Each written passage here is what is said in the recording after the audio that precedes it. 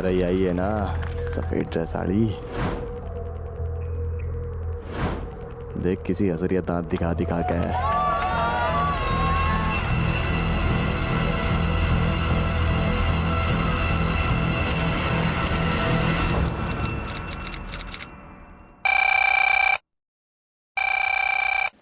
Hello, Mehrauli police station. Chhatarpur में कहाँ?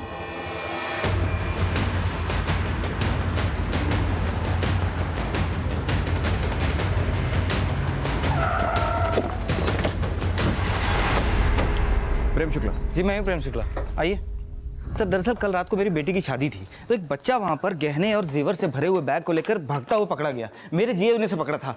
ये है वो बच्चा, यही चोरी कर रहा था। मैंने कोई चोरी नहीं की। वो बैग मुझे एक आंटी ने मंडप में ले आने के लिए कहा था। मैं चोर नहीं हूँ। चुप! 2 गज का हुआ नहीं और इतना बड़ा झूठ बोल रहा है। झूठा मैं नहीं, पुलिस अंकल, ये अंकल झूठ बोल रहे हैं। एक मिनट, क्या वाकई इस बच्चे ने चोरी करने की कोशिश की? मेरे जीजा जी ने इसे रंगे हाथों पकड़ा था। रात में ये बैग के इर्द गिर्द चक्कर लगा रहा था। अरे यहाँ क्या कर रहे हो बेटा? वो पानी। पानी? यहाँ थोड़ी पानी है। चलो बाहर जाके पियो पानी। अपने मम्मी पापा के पास जाके बैठो। सर जीजा जी तो इसे किसी मेहमान का बच्चा समझ रहे थे, लेकिन ऐन फेरों के वक्त ये बच्चा बैग उठा के भागने लगा। ये लड़के बैग लेके कहाँ जा रहा है? आंटी ने बुलाया है बैग को। कौन सी आंटी ने बुलाया? चोरी कर रहा है ना? चल अंदर, अंदर चल, अभी बुलाता हूँ। कौन सी आंटी ने बुलाया? फिर हमने इस लड़के के बारे में पता किया। ना तो ये हमारी तरफ से था, ना ही लड़के वालों की तरफ से। तो हमने इसे कमरे में बंद कर दिया। आपने इतने छोटे बच्चे को रात भर कमरे में बंद करके रखा? सर लड़के वालों के सामने कोई तमाशा ना खड़ा हो, इसलिए। बेटा आपका नाम क्या है? ईशान। और आपके मम्मी पापा का? मम्मी का नाम कोमल छाबड़ा, पापा का नाम अजय छाबड़ा। अरे सर ये बिल्कुल झूठ एक बोल रहे हैं। मिनट बात करने दीजिए मुझे। बेटा आप शादी में अपने मम्मी पापा के साथ आए थे? एक मम्मी के साथ, पापा लंदन में है। आप अपनी मम्मी के साथ कहाँ रहते हैं? लाजपत नगर में। लाजपत नगर में कहाँ? अपने घर का एड्रेस मालूम है आपको? अच्छा, आपकी मम्मी अभी कहाँ है? मम्मी के पास जाना है। मैंने कोई चोरी नहीं की। अंकल भी झूठ बोल रहा है, और दूसरे वाले अंकल ने मुझको थप्पड़ भी मारा था। अरे कोई थप्पड़ उप्पड़ नहीं मारा था जी। जीजा जी ने सिर्फ इसे डांट लगाई थी। एक मिनट, अब जब से जीजा जी की रट लगा रहे हैं कहाँ आपके जीजा जी? जी वो तो चले गए। उनकी 5 बजे सवेरे की ट्रेन थी ना जयपुर की। मम्मी! मम्मी देखो ना, ये लोग मेरे को कब से चोर बोल रहे हैं। या आपकी मम्मी है? नहीं सर, ये मेरा बेटा नहीं है। अरे सर ये तो मेरी छोटी बहन है। फिर आपने इन्हें मम्मी क्यों कहा? इन्होंने भी मेरी मम्मी जैसे साड़ी पहनी थी, तो मेरे को लगा ये मेरी मम्मी है। मम्मी के पास जाना है। सर ये बच्चा देखने में तो काफ़ी अच्छे घर का लग रहा है और 9-10 साल के आसपास होगा। आपको लगता है बच्चा चोरी कर सकता है? हो भी सकता है सूरी, कुछ बच्चों में चोरी करने की बुरी आदत होती है। इसका कहना है कि ये शादी में अपनी माँ के साथ आया था। ऐसा करो, शादी के सारे वीडियोस और फोटोज चेक करो। ठीक है सर।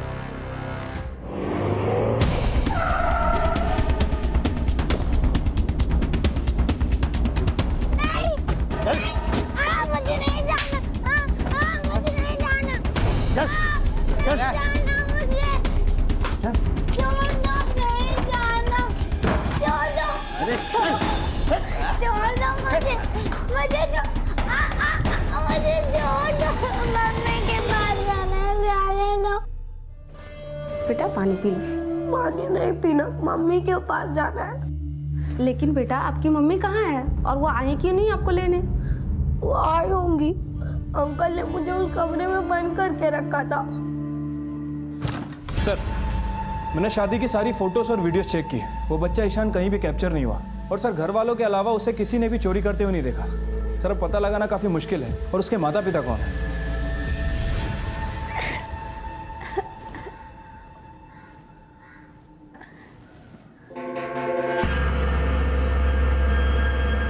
खिड़की खोलो।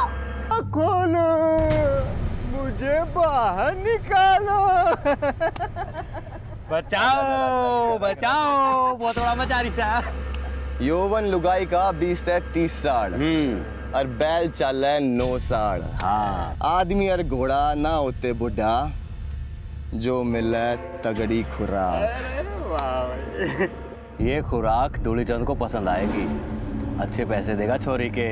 भाई पैसे तो दूलीचंद दे देगा, लेकिन पहले उस पे अपनी मुहर तो लगा दे। लगेगी मोहर ता लगेगी, मोहर ता लगेगी।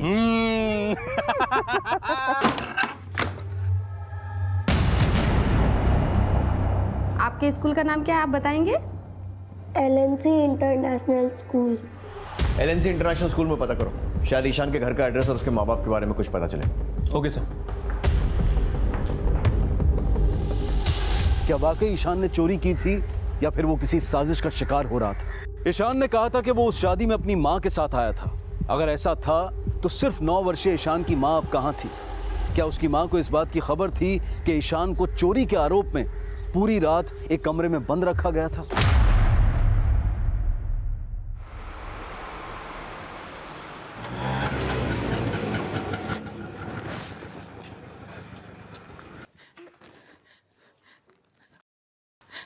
साहब साहब साहब मेरी बच्ची, आराम से मेरी बच्ची, आराम से बताइए क्या हुआ? साहब मेरी बच्ची सुबह से मिल नहीं रही है। साहब साहब आप कुछ करो साहब। क्या हुआ? साहब साहब मेरी बच्ची सुबह से गायब हो गई, वो मिल नहीं रही है साहब। आप शांत हो जाइए, अंदर चलिए और आराम से बताइए। आइए। साहब मैं छतरपुर में मेरी बेटी के साथ रहती हूँ। साहब वो बाहर खेल रही थी और वहां से अचानक गायब हो गई। नाम क्या आपकी बेटी का? काजल। साहब कुछ कीजिए साहब, मेरी बेटी को ढूंढ दीजिए। उसका कोई फोटो होगा आपके पास? हाँ।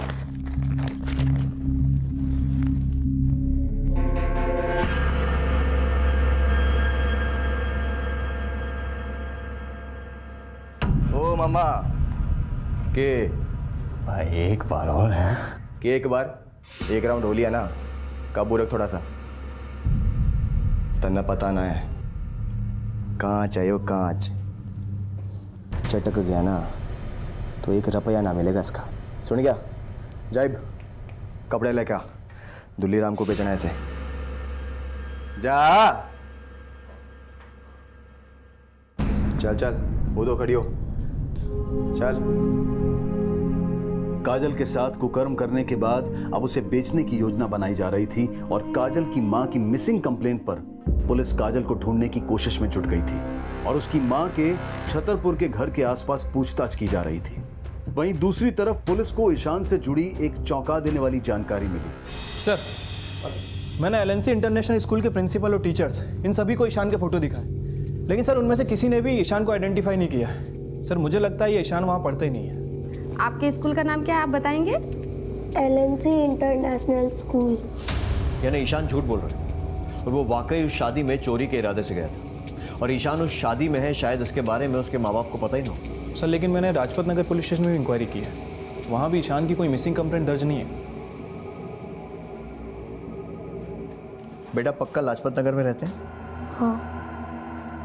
ठीक है, ये अंकल आपको लाजपत नगर लेकर जाएंगे, वहां देखकर आप अपना घर पहचान लेंगे।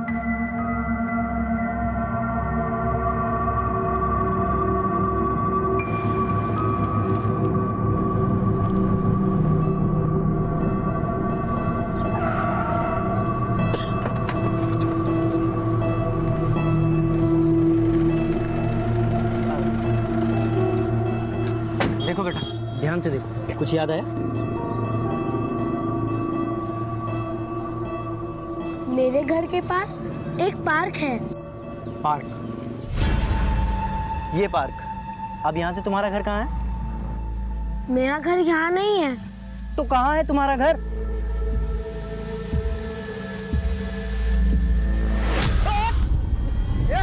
रुक रुक ईशान, रुको।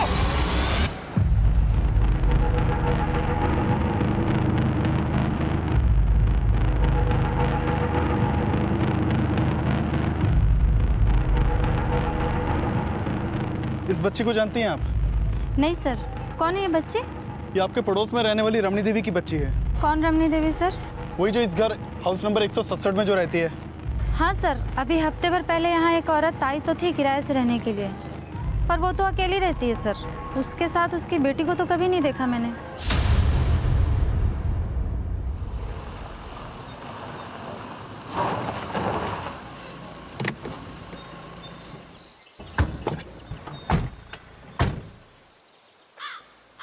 राम राम ताऊ।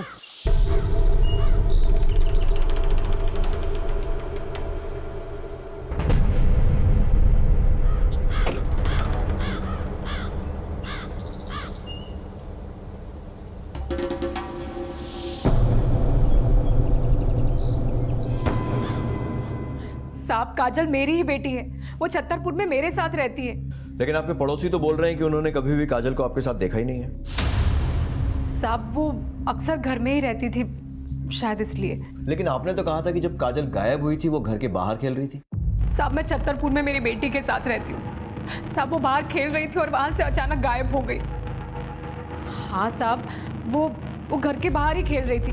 पड़ोसियों ने उसे नहीं देखा। इसका मतलब ये तो नहीं कि काजल मेरी बेटी नहीं है। साहब, आप उसे ढूंढ दीजिए, मुझे उसकी बहुत फिक्र हो रही है साहब। चोरी तो चांस ही है, पर ये क्या बड़े कुल दीपक दे पावेगी? अरे ताऊ, एक ना जितने दीपक खावेगा उतने देवेगी।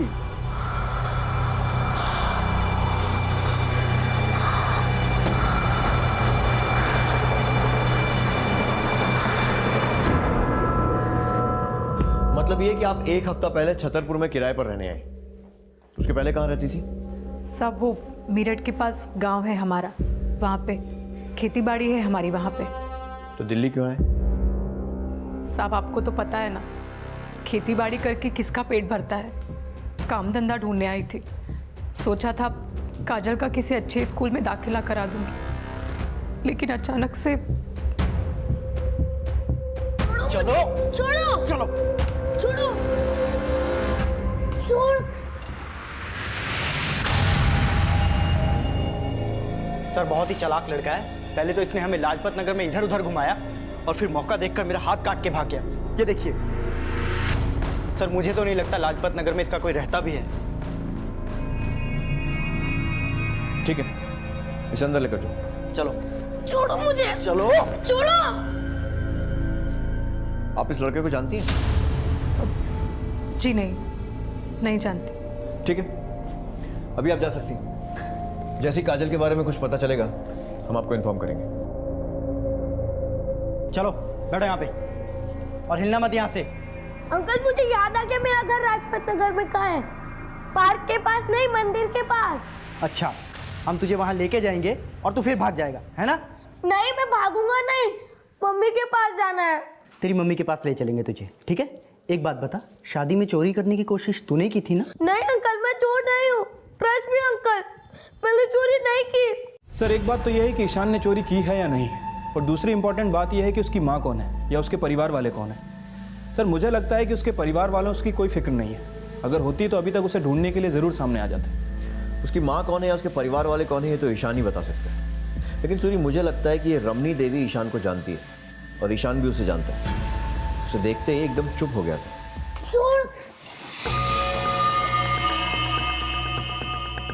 ऐसा करो, ईशान का फोटो सारे अखबारों में छपवाओ। हो सकता है उसके माँ बाप सामने आए। रमनी देवी के कॉल रिकॉर्ड्स निकलवाओ और उसके और उसकी बेटी काजल के बारे में सब कुछ अच्छे से पता करो।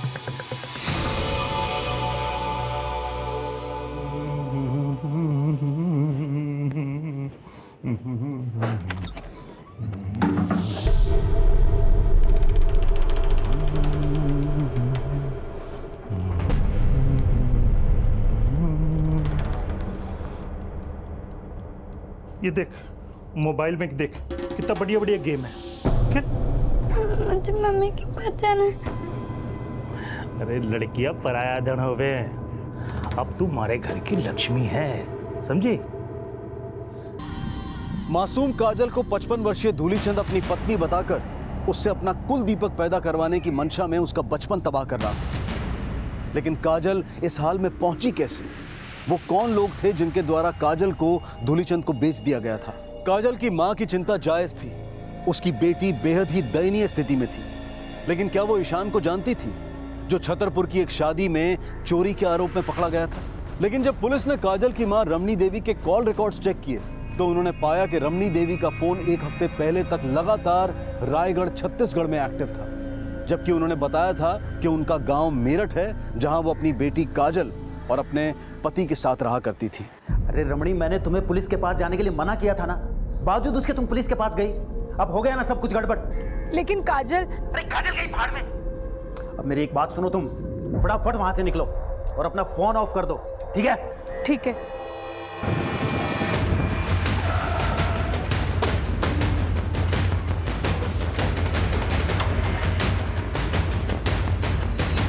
आप जिस नंबर को डायल कर रहे हैं वो इस समय स्विच ऑफ है। सर, रमणी देवी का फोन स्विच ऑफ आ रहा है। काजल की मिसिंग कंप्लेंट फाइल करने वाली काजल की मां रमनी देवी अब गायब हो चुकी थी और उसके पति और बेटी काजल के बारे में उस हाउस ओनर्स के पास से भी कोई डिटेल्स नहीं मिली जहां वो किराए पर रहा करती थी।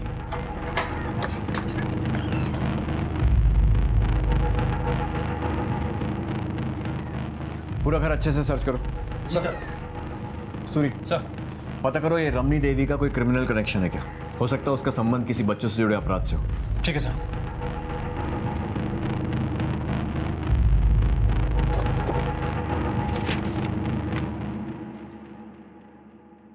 सर, अंदर से ये पेपर मिला है। इकरारनामा कुछ लिखा गया था जो बाद में मिटाया गया है। ये देखो, सुतप्पा सहाय। सर, ये सुतप्पा सहाय किसी का नाम तो नहीं? हो सकता है। छत्तीसगढ़ के रायगढ़ जिले के चिलखड़ी गांव का एड्रेस। सर, रमणी देवी का फोन भी कुछ हफ्ते पहले रायगढ़ में एक्टिव था। सर, कहीं ऐसा तो नहीं कि रमणी देवी चिलखड़ी गांव के इस एड्रेस पर रहती हो? पॉसिबल है। सूरी, चिलखड़ी जाने की तैयारी करो और पता करो कि रमनी देवी के कॉल रिकॉर्ड्स में सुतप्पा सहाय का नाम कहीं आता है क्या। ठीक है सर।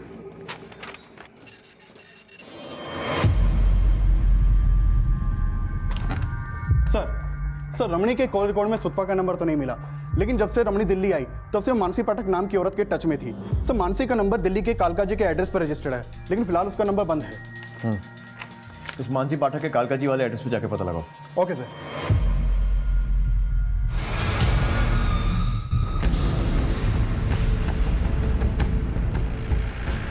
चौहान, ये गांव तो काफी डेवलप लग रहा है, काफी बड़े बड़े घर बना रखे। सही कह रहे हैं सर।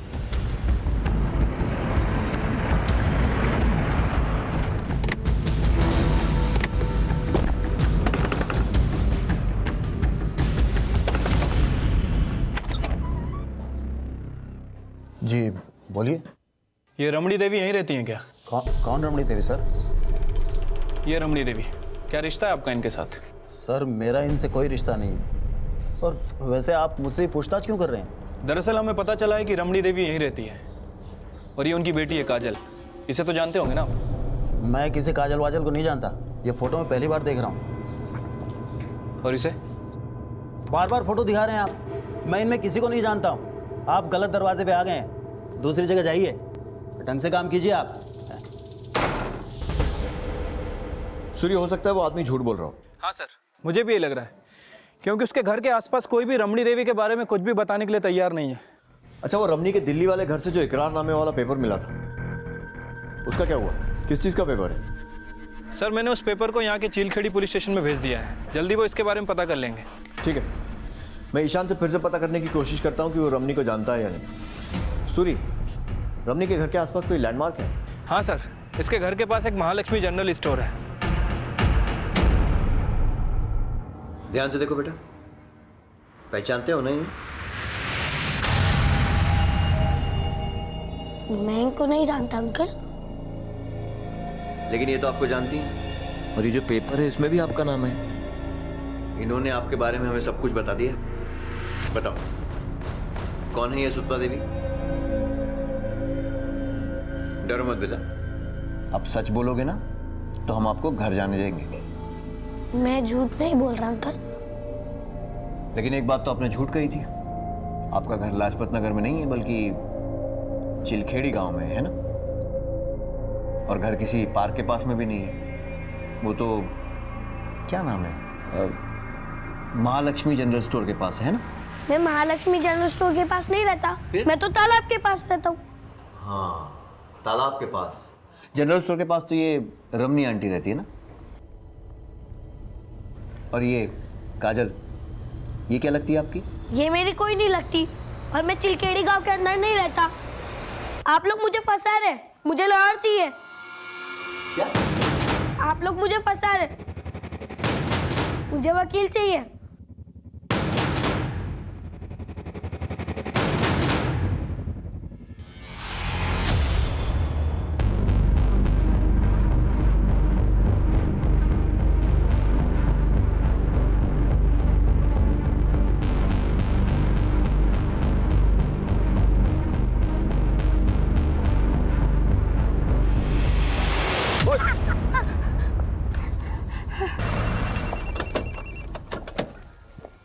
हाँ बोलो कुमार।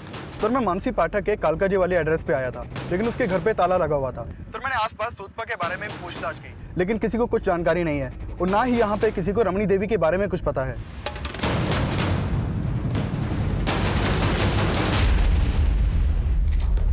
सर ये मानसी के मोबाइल नंबर का एप्लीकेशन फॉर्म मिला है मोबाइल कंपनी से, और ये मानसी पाठक की फ़ोटो।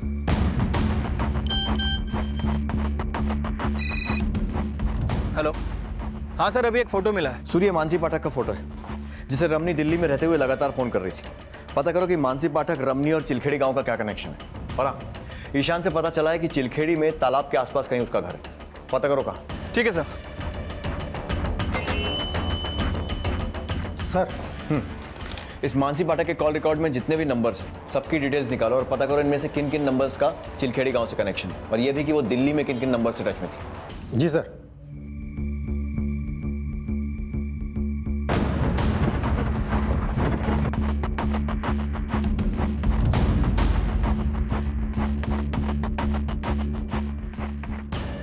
ये तो ईशान है।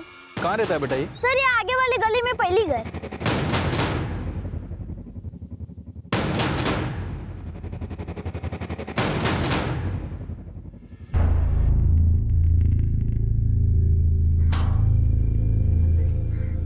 मैडम जी एक मिनट सुनिए। ये यहाँ पे एक बच्चा रहता था ईशान, इसके माता पिता के बारे में पता है आपको? यहाँ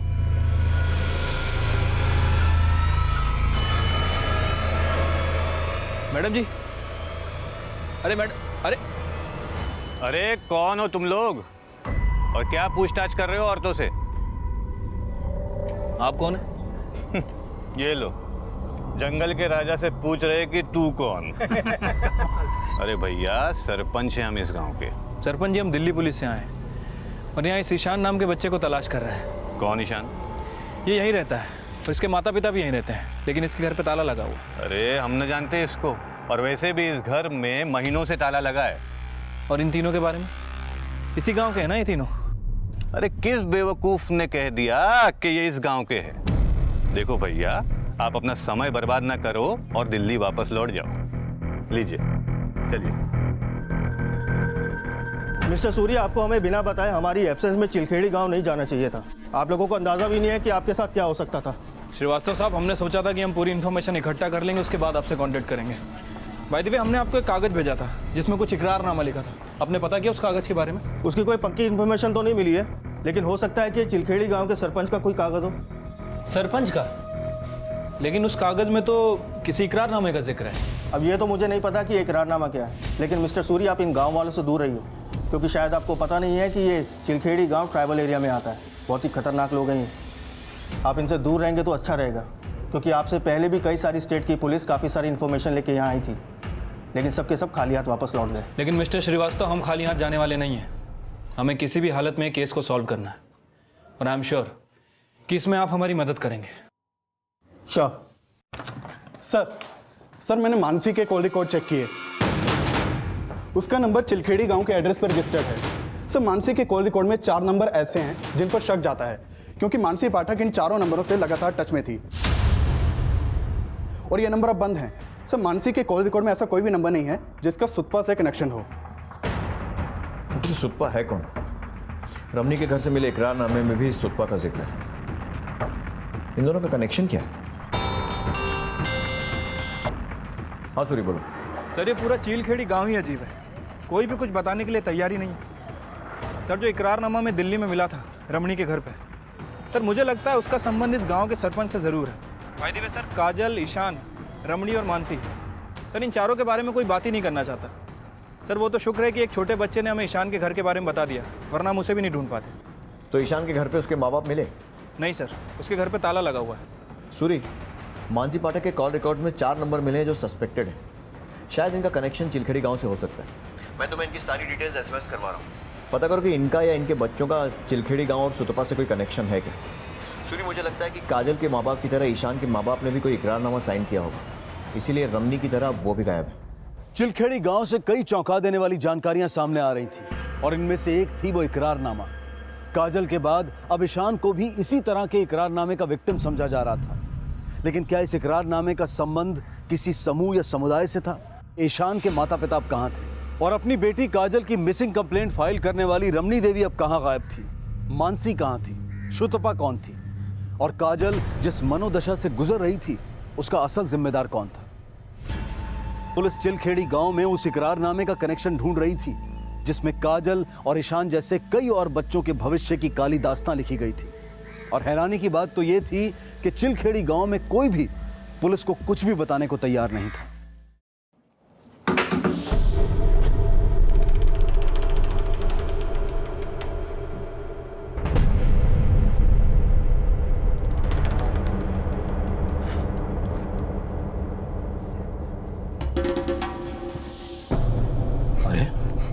बीबी है तो मेरे से दूर भागेगी तो नरक में सड़ेगी, समझी?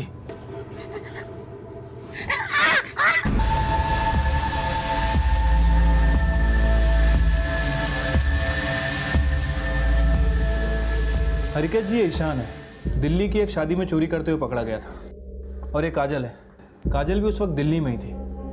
काजल की माँ रमणी देवी ने पहले इसकी मिसिंग कंप्लेंट कराई और उसके बाद वो खुद वहाँ से चली गई। हमें पता चला है कि ये दोनों बच्चे इसी गांव के हैं। क्या ये दोनों बच्चे इसी स्कूल में पढ़ते थे? हाँ, ये दोनों यहीं पढ़ते थे और इनफैक्ट ये काजल तो काफ़ी ब्राइट स्टूडेंट थी। इसका मतलब ये हुआ कि काजल की माँ का नाम रमणी देवी है और ईशान के फादर का नाम महादेव है। महादेव इस वक्त कहाँ मिलेगा, बता सकते हैं? सर, मुझे इसके बारे में इतना पता नहीं है। अच्छा, ये 4 औरतें हैं, संगीता, विमला, आसमी और रुक्मणी। क्या ये चारों औरतें इसी गांव की हैं? हाँ, इसी गांव की है और इनके बच्चे मेरे यहीं पे ही पढ़ते थे, लेकिन काफ़ी समय से ये आए नहीं। और सिर्फ इनके बच्चे नहीं, कई और ऐसे बच्चे हैं जिनका कई महीनों से कुछ अता पता नहीं है। ये हमें दिल्ली में रमणी के घर पे इकरारनामा मिला था, आपको पता है ये किस चीज़ का है? सर, इस इकरारनामे के बारे में मैंने पहले सुना तो ज़रूर था, लेकिन मुझे ज़्यादा कुछ पता नहीं इसके बारे में। अच्छा, ये देखिए, ये यहाँ पे एक नाम मेंशन है, सुतपा। क्या आपको पता है ये सुतपा कौन है? हाँ, हमारे गांव की है ये। क्या सुतपा इसी गांव की है? हाँ, यहीं रहती थी वो। इस गांव में घर कहाँ है उसका? सर, ये तो मुझे पता नहीं है, लेकिन सुनने में आया था कि वो कुछ समय पहले दिल्ली शिफ्ट हो गई थी और आज काफ़ी रिच लेडी है, लेकिन गांव में शायद उसका आना जाना अभी भी है। तो कहीं इस इकरारनामे का मतलब गांव से बच्चों को बाहर ले जाने का कोई डील पेपर तो नहीं? मानसी पाठक के बारे में कुछ जानते हैं आप? ये तो सुतपा है। क्या ये सुतपा है? हाँ सर, रमणी के कॉल रिकॉर्ड में सुतपा का नंबर तो नहीं मिला, लेकिन जब से रमणी दिल्ली आई तब से मानसी पाठक नाम की औरत के टच में थी। मानसी पाठक की शुतपा थी, लेकिन इससे भी ज्यादा चौंका देने वाली खबर यह थी कि ईशान और काजल समेत चिलखेड़ी गांव के कई बच्चे अब गायब थे और उनके बारे में वहां कोई भी बात करने को तैयार नहीं था। और इस केस की गंभीरता को देखते हुए दिल्ली पुलिस के पीआई राजवीर सोलंकी भी इस केस को इन्वेस्टिगेट करने के लिए चिलखेड़ी गांव आ गए। सर, आपको जो भी हेल्प चाहिए हम ज़रूर करेंगे, बस आप उन गांव वालों से दूर रहिए और अपनी टीम से भी कहिए कि चिलखेड़ी गांव जाना बार बार बंद कर दें, वरना उनकी जान खतरे में पड़ सकती है। इन्फॉर्मेशन इकट्ठी करने के लिए खतरा उठाना ज़रूरी है श्रीवास्तव जी। हम बस इतना चाहते हैं कि किसी भी तरीके से सुतपा की लीड हमें मिल जाए। हम आपकी पूरी मदद कर रहे हैं। Thank you.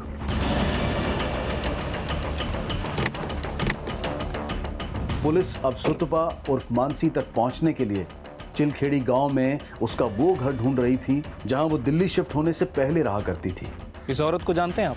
हाँ, जानता हूँ साहब, ये यहीं तो रहती है। चलिए बताइए। आइए, मैं देखा तो। आइए साहब। साहब, वो जो ऊपर वाले 2 कमरे दिख रहे हैं, वो दाएं वाले कमरे में रहती है।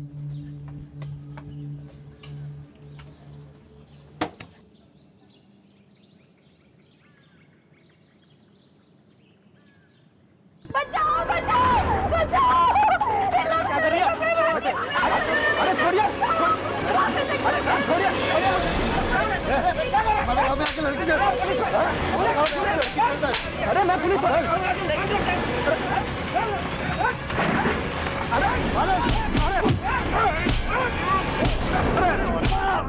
ठंडा ना ठंडा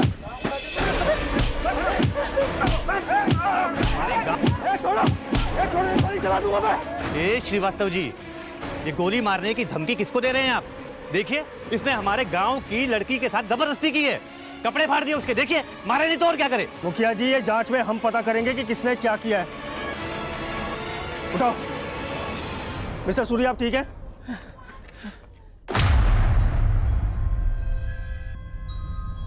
हाँ बोलो, क्या अपडेट? क्या? सर क्या सिचुएशन? सर पहले से बेटर है, लेकिन शुक्र मानिए कि हमें टाइम पे इन्फॉर्मेशन मिल गई और हमने एसआई सूरी को बचा लिया, वरना ये लोग तो किसी को भी जान से मार के ठिकाने लगाने में माहिर हैं। ये लोग हम पे भी पहले ऐसे चार्जेस लगा के फंसाने की कोशिश कर चुके हैं। लेटर कैसे हो? मैं ठीक हूँ सर, बट सर वो सुतपा के बारे में कोई इन्फॉर्मेशन नहीं मिली। उसकी चिंता मत करो, तो सुतपा बहुत जल्दी हाथ लग जाएगी। मुझे चिलखेड़ी गांव के मोबाइल टावर का डंप डेटा चाहिए, ये पता लगाने के लिए कि इस गांव के कौन से ऐसे नंबर हैं जो दिल्ली और एनसीआर के नंबरों से कांटेक्ट में हैं। Okay sir. उन सारे नंबरों की एक लिस्ट तैयार करवाओ और अच्छे से क्रॉस चेक करो। जी सर। ये गांव वाले एक दूसरे के खिलाफ तो मुंह नहीं खोल रहे, लेकिन आई एम श्योर एक दूसरे का साथ देने के लिए मोबाइल पर जरूर बात करते होंगे, कोई ना कोई क्लू जरूर मिलेगा। अब तक जो जानकारी सामने आई थी वो इशारा कर रही थी कि चिलखेड़ी गांव के लोगों के बीच लिखा जाने वाला यह इकरारनामा शायद उनके समुदाय का कोई जायज लेखा पत्र होगा जो उनकी खुशी से साइन किया जाता होगा और उसकी स्वीकृति उनके समुदाय के मुखिया द्वारा ही दी जाती होगी। काजल की मां और ईशान के माता पिता समेत जिन भी लोगों को इन्वेस्टिगेट करने का कानूनी अधिकार पुलिस के पास था, वो अब सभी गायब थे और पूरा चिलखेड़ी गांव सुतपा से जुड़ी कोई भी जानकारी पुलिस के हाथ नहीं लगने देना चाहता था।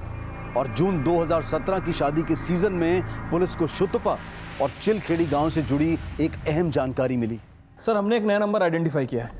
सर ये नंबर पिछले कई दिनों से दिल्ली में एक्टिव था और चिलखेड़ी गांव से इस नंबर पर लगातार फ़ोन भी आ रहे थे। अभी भी इस नंबर की लोकेशन चिलखेड़ी गांव ही दिखा रहा है। गुड, इसका मतलब ये सुतपा और मानसी का नया नंबर हो सकता है और ये चिलखेड़ी में एक्टिव है, मतलब वो वही है। जल्दी जल्दी चलो, लेट हो रहा है। शुरू हुआ होगा वो। अरे पैर में मेहंदी लगी है क्या? चलो जल्दी चलो। 2 लाख अभी भी कम है भाई। पहले गाल देखिए, साइज देखिए और माल देखिए, इसके बाद फिर इसकी चाल देखिए। 2 लाख 2,50,000। 2,50,000 बहुत कम है भाई, बहुत कम है। 5 लाख।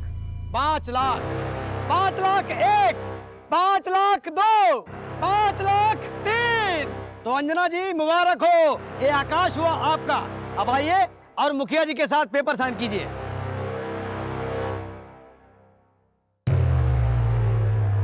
ये लीजिए मुखिया जी, आपका कमीशन।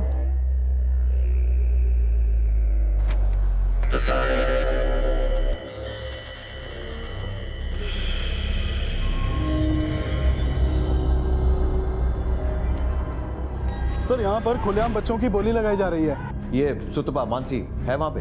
नहीं सर, लेकिन यहाँ पर एक अंजना नाम की औरत है जिसने अभी अभी एक बच्चे को 5 लाख रुपए की बोली लगाकर खरीदा है और यहाँ के सरपंच ने उससे एक पेपर पर सिग्नेचर भी करवाए हैं और उस पेपर पर उस बच्चे के माँ बाप के भी सिग्नेचर करवाए हैं जिसे अभी अभी अंजना ने खरीदा है। कुमारी अंजना जैसे ही वहाँ से निकलती है उसे फॉलो करो, हो सकता है इन बच्चों को दिल्ली लाया जाए और यहाँ में इस मानसी सुतपा जो भी उसका नाम है उसकी कोई लीड मिले। Okay sir.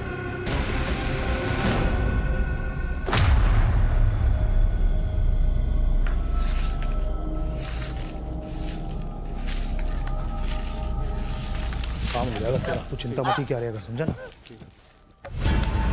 ए छोरी, ए छोरी, अरे क्या हो गया तने? क्या हो गया? पता नहीं, चक्कर आ रहा है और कुछ अजीब अजीब लग रहा है। चल भीतर चल, आराम कर ले, ठीक हो जाएगी। चल तू जा भाई, बाद में मिलना। पहले बच्चों की नीलामी और फिर एक ऐसा इकरारनामा जिसमें बच्चों से उनका बचपन ही नहीं बल्कि उनकी मासूमियत तक छीन ली जाती थी और उन्हें एक बेहद ही चौंका देने वाले अपराध के लिए तैयार किया जाता था। आज हम सीखेंगे कि खुद को इंट्रोड्यूस कैसे करना है। तुम बताओ, तुम्हारा नाम क्या है? आकाश। आकाश ऐसे नहीं, कहना है आकाश छाबरा। नाम में भी एक वजन होना चाहिए, अमीरी दिखनी चाहिए, बराबर। अगर तुम्हें कोई पूछे कि तुम्हारा नाम क्या है तो क्या बताओगे? Hi, I am Akash Chhabra. कैसे बताओगे? Hi, I am Akash Chhabra. Good, बैठो। इन मासूमों को दी जाने वाली इस ट्रेनिंग के पीछे आखिर किस गुनाह की साजिश रची जा रही थी, ये अब जल्द ही साफ होने वाला था। शुतुपा के गुनाह का पर्दाफाश करके इन मासूम बच्चों को बचाने की कोशिश तो की जा रही थी, लेकिन काजल की नियति क्या थी? ठीक से जांच कर ली ना तूने? किस जा रही है से? भाभी से मिलने। भाभी क्या बात है? अब तो गुस्सा मत कर ताऊ, अब तो तूने गढ़ जीत लिया, गढ़। आखिर तूने अपनी औरत को पेट से कर ही दिया। वो किशन बता रहा था कि भाभी बाहर उल्टी की चिंता लग रही है। तो गुस्सा मत कर, अब मिठाई खिला दे। बालक तो तेरा ही है ना। मिठा करो, चल बात तो। अरे ताऊ, बालक तेरा ना है कि? मैं उन बच्चों से कुछ गलत काम नहीं करवाती। वो सब बच्चे मेरे जान पहचान वालों के ही है। और उन्हीं जान पहचान वालों से अपने बच्चे ये इकरारनामे लिखवाकर लाखों रुपए में खरीदे। चिलखेड़ी गांव से मिले हमें उन बच्चों के माँ बाप से।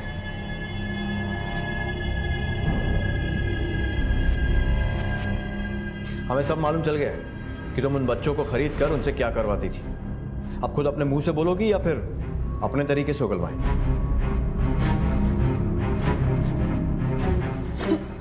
बताती हूँ सर, बताती हूँ। बोलो। सर, हम उन बच्चों को नीलामी में खरीद के दिल्ली ले आते, उन्हें शहरी बच्चों की तरह गाइड करते, हाई सोसाइटी में उठने बैठने की तहजीब सिखाते, दिल्ली में फार्म हाउस में जो शादियां होती थी उसमें चोरी करने की ट्रेनिंग देते थे। संजय और दीपाली आज़ादपुर वाली शादी में जाएंगे, काजल और ईशान पीतमपुरा वाली शादी में, ठीक है? अंजना, बच्चों को शादी वाले कपड़े पहनाकर तैयार कर। जी मैम। चलो बच्चों। हम बारात आने के वक्त शादियों में चले जाते थे और बारातियों के साथ ही अंदर घुस जाते थे, ताकि किसी को पता ना चले कि हम लड़के वालों की तरफ से हैं या लड़की वालों। फिर दुल्हन के परिवार वालों की प्राइवेट रूम देख लेते और उनमें लेन देन की कैश और जेवर के लिए टारगेट करते थे। वो बच्चे अच्छी तरह से ट्रेन होते थे, उन्हें पता होता था कि उन्हें चोरी कैसे करनी है, और वो रिक्शा वाले भी हमारे लिए काम करते थे। उन्हें हर ट्रिप का 2000 रुपया देते थे ताकि चोरी करके हम आसानी से गायब हो जाए। तो ईशान और काजल से भी तुम शादियों में चोरियां करवाती थी? हाँ सर, उस रात ईशान अंजना के साथ छतरपुर की शादी में गया था, लेकिन वो वहाँ पकड़ा गया, इसीलिए अंजना वहाँ से डर के भाग गई। ईशान जब तुम्हारे कहने पर ही चोरियां करता था तो पकड़े जाने के बाद तुम्हारे खिलाफ वो कुछ बोला क्यों नहीं? सर, हम उन्हें इस तरह से ट्रेन करते थे कि वो पकड़े ही ना जाए, और अगर पकड़े भी जाए तो वो हमारे बारे में नहीं बोलते थे, क्योंकि बाद में हम उन्हें आसानी से छुड़ा लेते थे। ईशान तो छतरपुर के फार्म हाउस में चोरी करते हुए पकड़ा गया था। काजल कहाँ है? काजल उस रात मेरे साथ छतरपुर की और एक शादी में थी। मैंने उसे चोरी करने के लिए भेजा था, लेकिन मैंने देखा कि कुछ लोग काजल को जबरदस्ती वेन्यू से लेके जा रहे थे। कौन थे वो लोग? मैं उन आदमियों को नहीं जानती सर। वो काजल को लेकर कैसे गए? किसी गाड़ी में? जी। उस गाड़ी का नंबर याद है?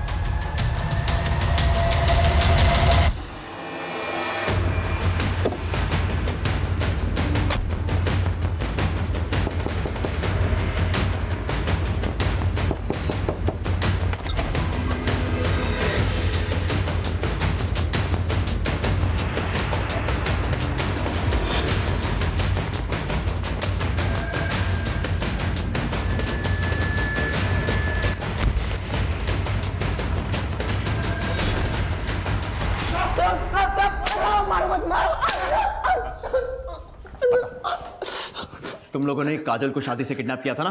हाँ सर, शादी में देखा था चोरी ने चोरी करने लग रही थी। हम देख ले भाई देख, वो बैग चोरी करने की कोशिश कर रही थी। चोरी बस सफेद ड्रेस वाली। हाँ, अच्छा रे। हाँ, आजा देखें क्या मामला है। चल।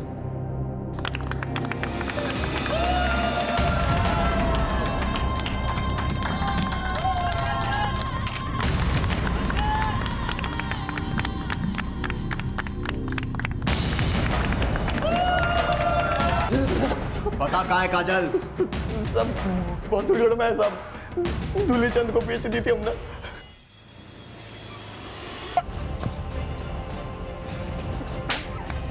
डालो इसका अंदर।